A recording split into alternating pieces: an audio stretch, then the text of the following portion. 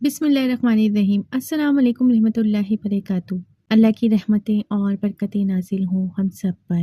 محترم ناظرین، آج ہم آپ کو لے کر جائیں گے قبرستان کے گہرے رازوں تک، جہاں سے انسان کا آخری سفر شروع ہوتا ہے۔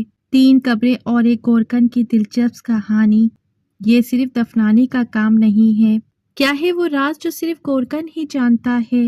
آپ سے بس اتنی سی گزارش ہے، ویڈیو کو اینڈ تک ضرور دیکھیں۔ ایک دن حضرت عمر بن مسلم جو کہ ایک بزرگ ہیں، وہ فرماتے ہیں کہ میں ایک دن اپنے گھر میں بیٹھا ہوا تھا، مجھے خیال آیا کہ ہمارے محلے میں ایک گورکن رہتا ہے، قبریں کھودنے والا، اس کی پوری زندگی قبرستان میں گزری ہے، میں ذرا اس سے معلوم تو کروں کہ کبھی تم نے قبرستان میں کوئی عجیب بات دیکھی ہے؟ تو اس خیال سے میں اس کے پاس چلا گیا۔ اس سے میں نے باتوں باتوں میں پوچھا کہ مجھے ایک بات تو بتاؤ، تمہاری ساری زندگی ہو گئی قبرستان میں قبروں کو کھودتے ہوئے، کبھی تم نے قبرستان میں کوئی عجیب چیز دیکھی ہے؟ میں نے بس اتنا کہا کہ وہ زاروں قطار رونے لگا اور کہنے لگا، ایک منظر ایسا ہے کہ میرے رب نے مجھے دکھایا ہے، کہ وہ منظر میرے اللہ نے مجھے دکھایا ہے، کہ اسی منظر نے میری غفلت کی پٹی بھی اتار دی۔ میں نے اس سے پوچھا کہ تو نے کیا دیکھا ہے، مجھے بھی بتاؤ۔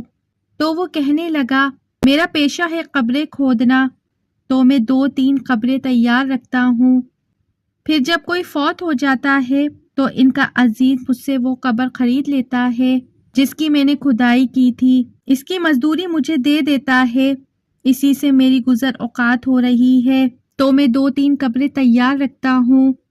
اس دن بھی ایسا ہی ہوا، میں نے 2 قبریں اپنی عادت کے مطابق تیار کر لی تھی۔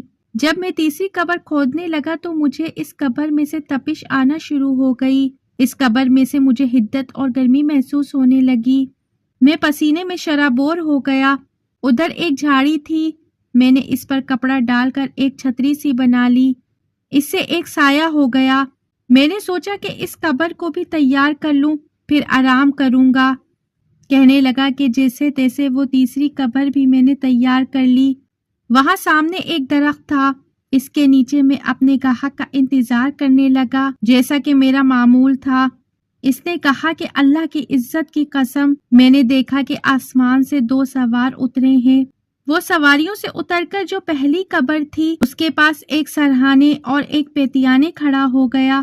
سرہانے والا کہنے لگا کہ لکھو، اس قبر کے بارے میں لکھو۔ پیتیانے والے نے کہا کہ میں کیا لکھوں؟ اس نے کہا، 12 میل لمبی اور 12 میل چوڑی لکھ دو۔ یہ قبروں کے فیصلے ہوتے ہیں جو اللہ نے اس گورکن کو دکھا دیے۔ 12 میل لمبی اور 12 میل چوڑی لکھ دو۔ میں یہ سب کچھ دیکھ رہا تھا، پھر وہ دوسری قبر پر آ گئے۔ جو سرہانے کی طرف کھڑا تھا وہ کہنے لگا کہ لکھو، اس قبر کے بارے میں۔ اس نے کہا، کیا لکھوں؟ تو سرہانے والے نے کہا کہ چاروں طرف جہاں تک وسیع نظر ہو وہاں تک لکھ دو۔ پھر وہ تیسری قبر پر آ گئے، وہ کہنے لگے، اس قبر کے بارے میں لکھو۔ اس نے کہا، کیا لکھوں؟ تیسری قبر کے بارے میں اس نے کہا، جس قبر سے مجھے تپش آ رہی تھی۔ اس نے اپنا انگوٹھا اور شہادت کی انگلی کی طرف اشارہ کرتے ہوئے کہا کہ بس اتنی سی جگہ لکھ دو۔ اس نے وہ بھی لکھ دی۔ وہ جن سواریوں پر آئے تھے دوبارہ اس پر بیٹھے اور پھر آسمان کی طرف غائب ہو گئے، اور میں نیچے یہ سارا منظر دیکھ رہا تھا۔ میرے اللہ نے مجھے یہ سب کچھ دکھایا تھا۔ اب میں سخت منتظر تھا، انتظار میں تھا کہ میں دیکھتا ہوں کہ ان قبروں میں کون کون آتا ہے۔ میں یہ دیکھ کر حیران ہو گیا کہ جنازے میں 4 لوگ جنہوں نے چارپائی اٹھا رکھی تھی، اور اس کے پیچھے بھی 3-4 لوگ تھے جو جنازہ پڑھنے آئے تھے، اور بندہ کوئی نہیں تھا۔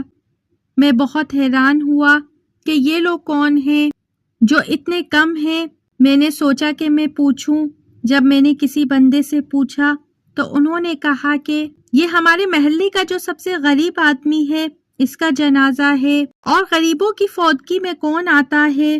یہ اتنا غریب تھا کہ اس کے کفن دفن کے لیے بھی ہم نے چندہ کیا ہے، اور اسی سے تجھے قبر کی مزدوری دیں گے۔ میں نے اس سے پوچھا کہ یہ تو پتا ہو گیا کہ یہ غریب تھا، مگر یہ تو بتاؤ اس کے اعمال کیسے تھے؟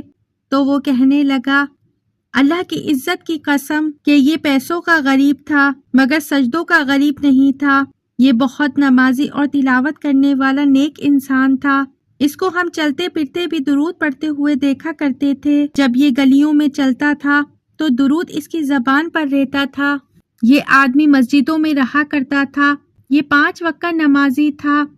اس نے کہا کہ میں سمجھ گیا، اسی وجہ سے اللہ تعالیٰ نے اسے 12 میل لمبی اور 12 میل چوڑی دی ہے۔ میں نے مزدوری واپس کر دی، میں نے کہا کہ اس کی حیثیت اللہ نے مجھے دکھا دی ہے اور یہ اللہ کا پیارا ہے، میں مزدوری نہیں لوں گا، اور پھر میں واپس درخت کے نیچے بیٹھ گیا اور دوسرا جنازہ آنے کا انتظار کرنے لگا، اس دوسری قبر میں کون آئے گا، میں یہ سوچنے لگا۔ کچھ وقت گزرا اور پھر کچھ لوگ آئے، انہوں نے مجھ سے دوسری قبر خرید لی، میں نے کہا کہ میں پہلے سے بھی زیادہ حیران ہوا کہ اس کے جنازے میں صرف 4 لوگ آئے تھے جو کہ چارپائی اٹھائے ہوئے تھے، باقی کوئی بندہ نہیں تھا۔ میں نے پوچھا یہ کون ہے؟ صرف 4 لوگ اس کے جنازے میں آئے ہیں، تو وہ کہنے لگے کہ ہمیں نہیں پتا یہ کون ہے، یہ پردیسی ہے، ہم نے اس کو لاوارث سمجھ کر کفن دفن کا انتظام کیا، ہم نہیں جانتے یہ کون ہے۔ وہ قبر کھودنے والا کہنے لگا کہ میری چیخ نکل گئی کہ تم نہیں جانتے یہ کون ہے، مگر میں جانتا ہوں کہ یہ کون ہے، یہ کوئی محمد صلی اللہ علیہ وآلہ وسلم کا سچا عاشق ہے، یہ ہمارے نبی کا سچا غلام ہے، یہ کوئی رب کا ولی ہے جسے حد نظر تک وسیع مل رہی ہے، میں جانتا ہوں کہ یہ کون ہے، یہ کوئی محمد عربی کا پیارا ہے، آقا کا سچا غلام آیا ہے، اس کی مزدوری بھی میں نے واپس کر دی کہ یہ اللہ کا پیارا بندہ ہے، اور پھر وہ لوگ دفن کر کر چلے گئے۔ وہ کہنے لگا میں پھر درخت کے نیچے انتظار کرنے لگا کہ اب اس تیسری قبر میں کون آتا ہے۔ کہنے لگا کہ پھر ایک جنازہ آیا، اس جنازے میں امیر غریب چھوٹے بڑے سب لوگ شامل تھے، اور میت کے اوپر ویلوٹ کی چادر پڑی ہوئی تھی اور اس کے اوپر پھولوں سے بنی ہوئی چادر تھی۔ انہوں نے تیسری قبر بھی مجھ سے خرید لی۔ جب وہ خرید چکے تو میں نے ایک بندے سے پوچھا کہ یار یہ کون مرا ہے، یہ کس کا جنازہ ہے جس کے لیے یہ قبر خریدی گئی ہے؟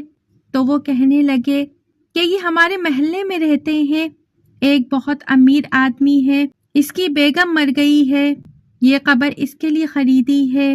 میں نے کہا اس کے اعمال کیسے تھے؟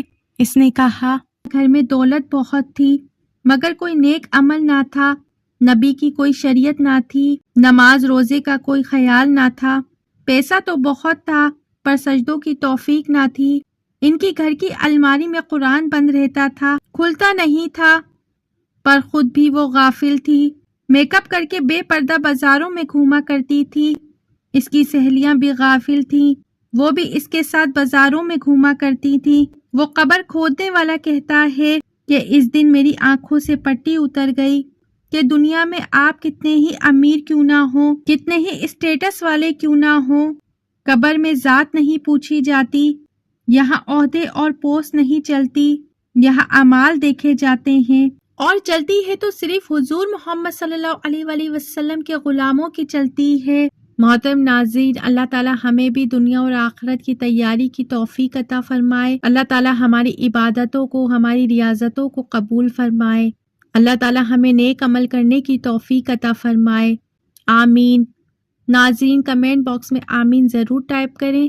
ویڈیو اچھی لگی ہے تو ویڈیو کو لائک شیئر سبسکرائب کریں، بیل آئیکن پہ ضرور کلک کریں تاکہ میری آنے والی ویڈیو کا نوٹیفیکیشن بر وقت آپ کو ملتا رہے۔ خوش رہیں، اپنا بہت سا خیال رکھیں۔ زندگی رہی تو پھر ملیں گے معلوماتی ویڈیو کے ساتھ۔ اللہ حافظ۔